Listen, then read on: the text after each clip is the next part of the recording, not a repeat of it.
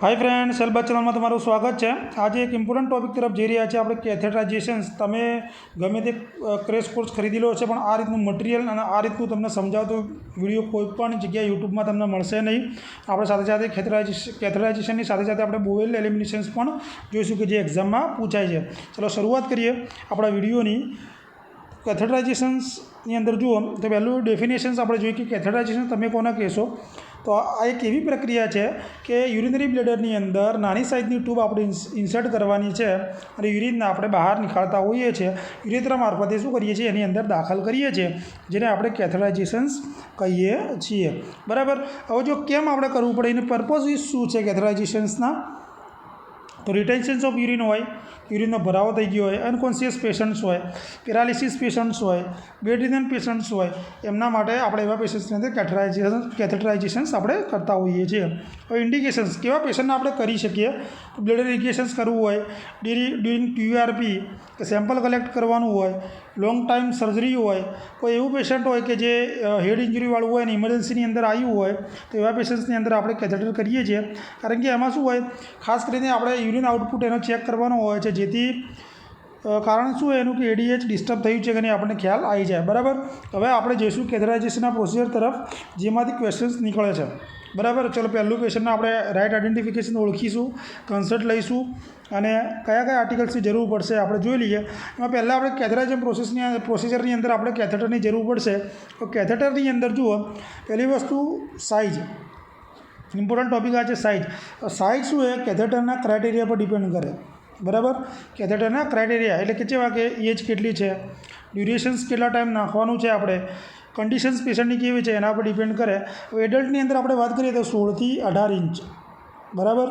જેની અંદર 18 ઇંચ જે છે એ ઇરિગેશન્સ માટે મેક્સિમમ આપણે ઉપયોગ કરતા હોઈએ છીએ। હવે એડલ્ટ મેલની વાત છે। બરાબર। હવે એડલ્ટ ફિમેલની આપણે વાત કરીએ તો 14 થી 16 ફ્રેન્ચ। કેટલું? 14 થી 16 ફ્રેન્ચ એક્ઝામમાં પૂછાય છે। ચાઇલ્ડની આપણે વાત કરીએ તો 10 થી 12 ફ્રેન્ચ। કેટલી? 10 થી 12 ફ્રેન્ચનું હોય છે। ઇન્ફન્ટની અંદર 8 થી 10 ફ્રેન્ચ ઇન્ફન્ટની અંદર હોય છે। બરાબર। કેટલું? ઇન્ફન્ટની અંદર અહીંયા 16 થી 18 ફ્રેન્ચ, હું ઇંચ બોલી ગયો છું। ક્લિયર। હવે જો એક ક્વેશ્ચન એવો પૂછે છે કે સાઇઝ ઓફ યુરિનરી કેથેટર, એમાં જો ફ્રેન્ચમાં હોય અને MM હોય, તમારે જવાબ કઈ રીતે આપવો। તો ફ્રેન્ચમાં જ્યારે પૂછે તો આપણો જવાબ રહેશે 16 અને જ્યારે MM પૂછે તો આપણો જવાબ રહેશે 5 mm। બરાબર। તો એક ફ્રેન્ચ બરાબર 0.33 mm। બરાબર। યાદ રાખજો, આ રેશિયો ખાસ યાદ રાખજો। હવે આપણે એના ટાઈપ્સ જોઈએ। ટાઈપ્સમાંથી ઘણા બધા ક્વેશ્ચન્સ નીકળે છે, હું તમને બહુ સરળ રીતે સમજાવી દઈશ। જો ટાઈપ્સમાં પહેલું જ છે ફોલિશ કેથેટર, કે જેનું બીજું નામ છે આપણે ઇનડ્વેલિંગ કેથેટર, કે જેની અંદર જો બ્લેડર ઓપનિંગ હોય, અહીંયા બલૂન જે આપણે ઇન્ફ્લેટ કરવા માટે 5 to 10 cc NS લેતા હોઈએ છીએ, આ સાઇઝ માટે હોય છે। બરાબર। બલૂન પોર્ટ કહેવાય છે ને અહીંયા ડ્રેનેજ પોર્ટ કહેવાય છે। બરાબર। હવે આની અંદર જો ફોલિશ કેથેટરની અંદર બે પ્રકાર પડે છે, કે એક મેન્યુફેક્ચર પ્રમાણે અને બીજું છે ક્લિનિકલ યુઝ પ્રમાણે। તો આપણે પહેલું જોઈએ મેન્યુફેક્ચર પ્રમાણે, એના બે પ્રકાર પડે છે। એક રબર ફોલિશ કેથેટર, કે જેનો ઉપયોગ શોર્ટ ટાઈમ માટે ટેમ્પરરી કરવામાં આવે છે અને 28 દિવસ સુધી હોય ત્યાં સુધી આપણે આનો ઉપયોગ કરતા હોઈએ છીએ। અને બીજું છે સિલિકોન।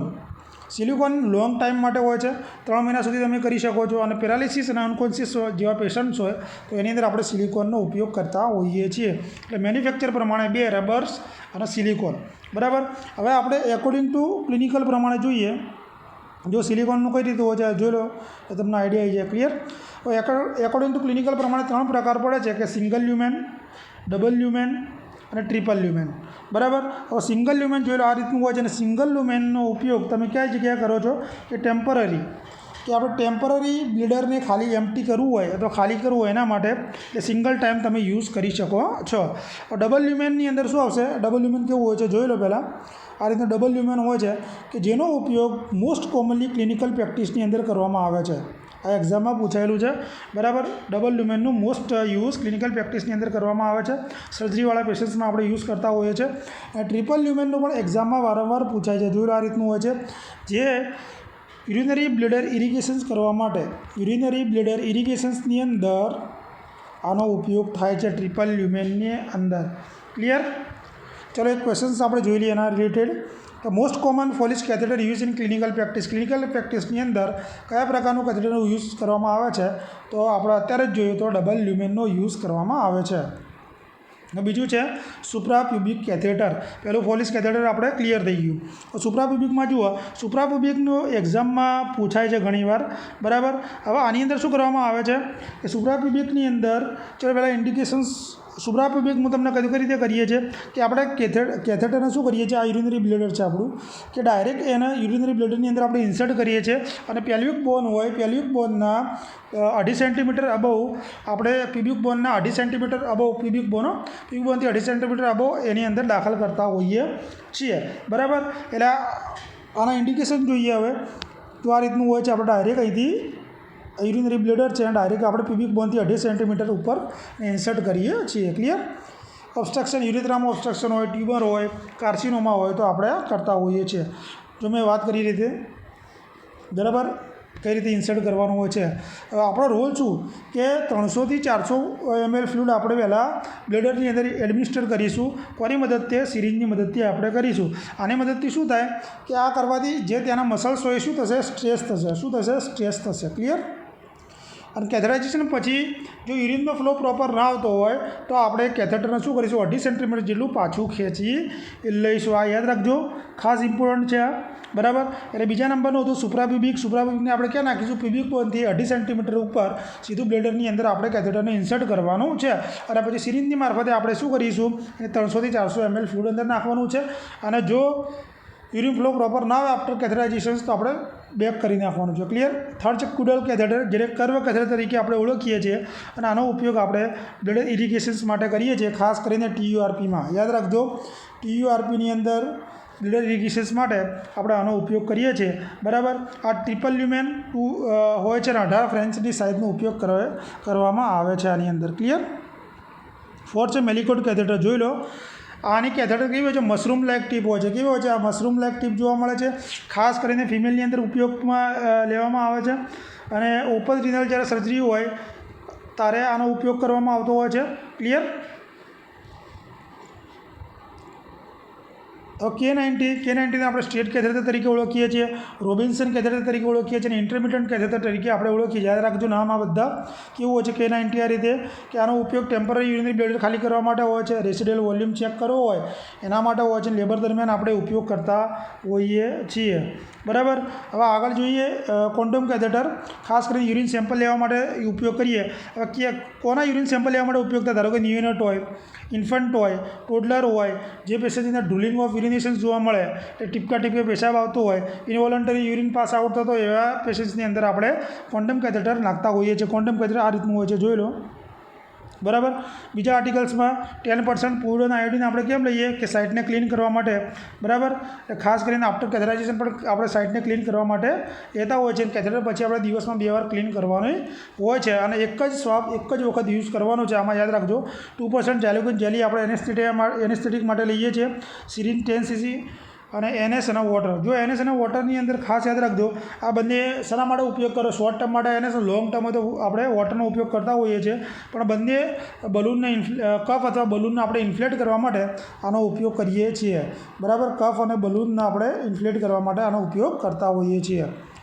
જો મોસ્ટ કોમન સોલ્યુશન NS છે ટેમ્પરરી યુઝ માટે, અને શોર્ટ માટે, લોંગ ટર્મ માટે ડિસ્ટિલ વોટરનો આપણે ઉપયોગ કરીએ છીએ અને સિલિકોન કેથેટરનો આપણે ઉપયોગ કરીએ છીએ જો પેશન્ટ્સની અંદર લોંગ ટર્મ કેથેટર નાખવાનું હોય તો. અને આપણે વોટર કેટલું નાખીએ છીએ? 5 to 10 cc આપણે નાખતા હોઈએ છીએ. તો ક્વેશ્ચન છે amount of inflate the balloon of urinary કેથેટરની અંદર બલૂનને ઇન્ફ્લેટ કરવા માટે, એટલે ફૂલાડવા માટે આપણે કેટલું અમાઉન્ટ નાખીશું? તો 10 ml આપણે નાખીશું. બલૂનની કેપેસિટી કેટલી હોય છે? 30 થી 50 ml હોય છે. યુરો બેગની કેટલી હોય છે? તો 2 લીટર કેપેસિટી હોય છે. ક્લિયર. હવે પોઝિશન જુઓ, પોઝિશનમાંથી ખાસ તમને ખબર પડવી જ જોઈએ.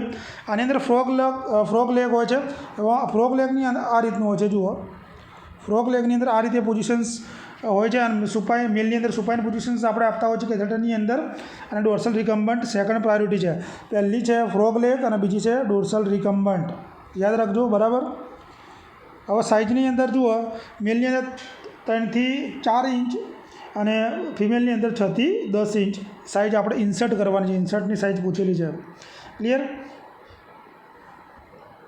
હવે ઇન્સર્ટ કરતાં પહેલાં એ સાઇટને ક્લીન કરવાની છે. કેમ અને કઈ રીતે કરશું જુઓ કે ફિમેલની અંદર જે લેબિયા માઇનોરા હોય એને આપણે સેપરેટ કરીશું નોન ડોમિનન્ટ હેન્ડ વડે અને મિએટસને આપણે ક્લીન કરીશું. ડાયરેક્શન્સની વાત કરીએ તો એન્ટ્રીએટિવ પોસ્ટિરિયર એટલે આગળથી પાછળ તરફ અને વજાનેલ ઓરિફાઇસથી એનાલ ઓરિફાઇસ તરફ આપણે ક્લીન કરવાનું છે. એક્ઝામમાં પૂછાય છે ડાયરેક્શન ખાસ, બરાબર, એટલે યાદ રાખજો. મેલની અંદર ગ્લાન્સ પેનિસથી લઈ જે ગ્લાન્સ પેનિસના આજુબાજુનો ભાગ હોય ત્યાં મિએટસના આજુબાજુ આપણે કરીશું અને આનું પણ ડાયરેક્શન કેવું રહેશે?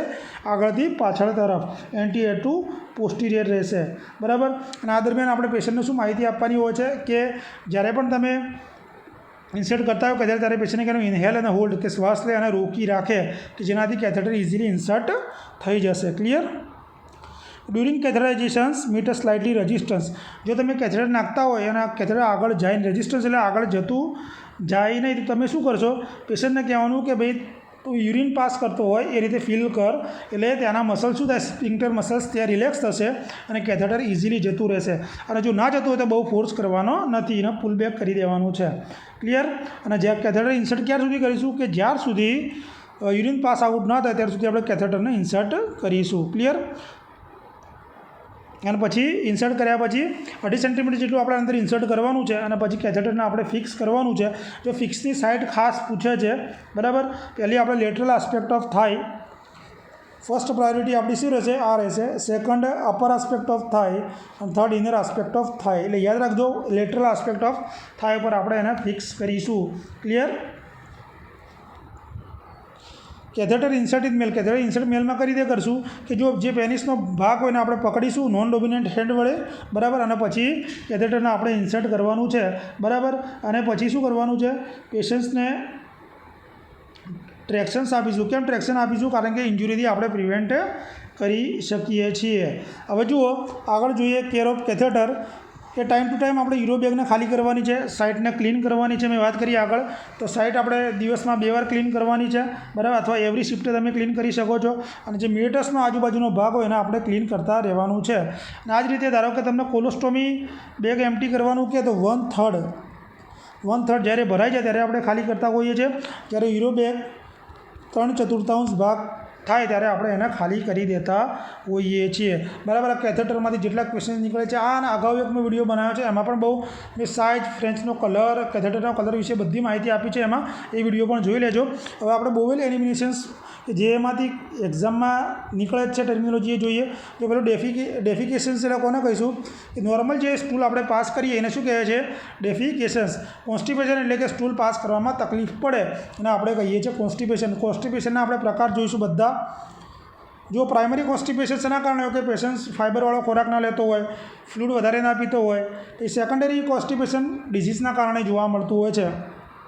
થર્ડ છે એટોનિક કોન્સ્ટિપેશન. શેના કારણે જોવા મળે કે બોવેલ મુવમેન્ટ ડિક્રીઝ થઈ જાય એના કારણે જોવા મળતી હોય છે. ખાસ કરીને નોર્મલ કેટલી હોય છે? બોવેલ મુવમેન્ટ 16 થી 20 પર મિનિટ હોય છે અને 10 કરતાં ઘટી જાય તો એને આપણે એટોનિક કોન્સ્ટિપેશન્સ તરીકે ઓળખીએ છીએ, બરાબર. ચોથું છે સ્પાસ્ટિક કોન્સ્ટિપેશન કે જે ઇન્ટેસ્ટાઇનની અંદર સ્પાઝમ આવવાના કારણે સ્પાસ્ટિક કોન્સ્ટિપેશન જોવા મળે છે. સ્યુડો કોન્સ્ટિપેશન્સ કે એન્વાયરમેન્ટની અંદર ચેન્જીસ થવાના કારણે તો સ્યુડો કોન્સ્ટિપેશનની અંદર સાયકોલોજીકલ કોન્સ્ટિપેશન તરીકે પણ આપણે ઓળખીએ છીએ. અને ઇટ્રોજેનિકની અંદર તમને ખબર જ કે કોઈ પણ હેલ્થ વર્કર દ્વારા કોઈ ફોલ્ટી પ્રોસિજર થઈ ગયું હોય અથવા કોઈ મિસ્ટેક થઈ ગઈ હોય તેના કારણે જોવા મળે.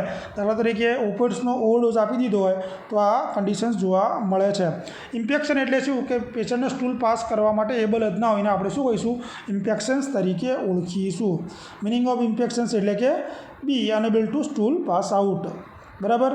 હવે જો પેશન્ટ ડેફિકેશન્સ કરવા માટે અનેબલ હોય તો તમે શું કરશો? બરાબર. નર્સિંગ પ્રાયોરિટી શું? તો એમાં જો પહેલું આપણે શું કરવાનું છે? Give privacy. પેશન્ટને પ્રાઇવસી આપીશું. કઈ રીતે કે કર્ટેન આપણે ગોઠવી દઈશું, પેશન્ટને પ્રોપર પોઝિશન આપીશું. કઈ પોઝિશન આપવાની છે આની અંદર? તો સ્ક્વેન્ટિંગ પોઝિશન. યાદ રાખજો જો પેશન્ટ સ્ટૂલ પાસ ના કરી શકે તો સ્ક્વેન્ટિંગ પોઝિશન આપણે આપીશું. થર્ડ છે એમ્બ્યુલેટ ઇન વોર્ડ. પેશન્ટના વોર્ડની અંદર ફરતા રાખવાનો છે અને તેની સાથે સાથે ફ્લૂઇડ ઇન્ટેક વધારવાનો છે, ફાઇબર ડાયટ વધારવાનો છે. અને ધારો કે પેશન્ટ એમ્બ્યુલેટ ના થઈ શકતું હોય તો પેશન્ટ્સને આપણે શું કરીશું? ની ચેસ્ટ પોઝિશન આપીશું. ની ચેસ્ટનું બીજું નામ છે મુસ્લિમ પ્રેયર પોઝિશન્સ પણ કહેવાય છે. એ મુસ્લિમ પ્રેયર પોઝિશન્સ. આ પોઝિશન્સ આપવાથી શું થાય જુઓ કે જે એબ્ડોમિનલ કેવિટી હોય એબ્ડોમિનલ કેવિટીમાં પ્રેશર વધશે અને આપણે શું કરવાનું છે જ્યારે પ્રેશર વધે ત્યારે એ બાજુ ઉપરથી નીચેની બાજુ અપ ટુ ડાઉન ઉપરથી નીચેની બાજુ આપણે જેન્ટલ મસાજ કરીશું અને વલસેવા મેન્યુઅર પરફોર્મ કરીશું જેનાથી શું થાય અને પછી વલસેવા મેન્યુઅરની અંદર આપણે જે એનમ અને રેક્ટલના ભાગની અંદર ફોર્સફુલી ફિંગર ઇન્સર્ટ કરીશું જેથી શું થઈ જાય વેગસ નર્વ હોય વેગસ નર્વ સ્ટિમ્યુલેટ થશે અને પેરાસિમ્પેથેટિક નર્વ સ્ટિમ્યુલેટ થશે બરાબર. એટલે આ આપણે કરવાથી ફાયદો થઈ જાય આ પોઝિશન આપવાથી. અને કોન્ટ્રાઇન્ડિકેશન યાદ રાખવાનું આ જે વસ્તુ આપણે વલસમ મેન્યુઅર છે આપણે કાર્ડિયાકવાળા પેશન્ટ્સમાં કરવાનું નથી કારણ કે બેડી કાર્ડિયા થઈ શકે છે બરાબર. એટલા માટે ખાસ ધ્યાન રાખવાનું છે. કાલે આપણે એક ઇમ્પોર્ટન્ટ ટૉપિક એનીમા તરફ જઈશું. વિડીયો ગમ્યો હોય તો લાઇક શેર કોમેન્ટ જરૂર કરજો. ચેનલ પર પહેલી વાર તો સબસ્ક્રાઇબ કરવાનું ભૂલતા નહીં જેથી તમને નોટિફિકેશન્સ મળી રહે. આ રીતે જો તમારો સપોર્ટ રહેશે તો બધા જ સબ્જેક્ટના હું આ રીતે કવર કરી દઈશ નર્સિંગના. Thank you.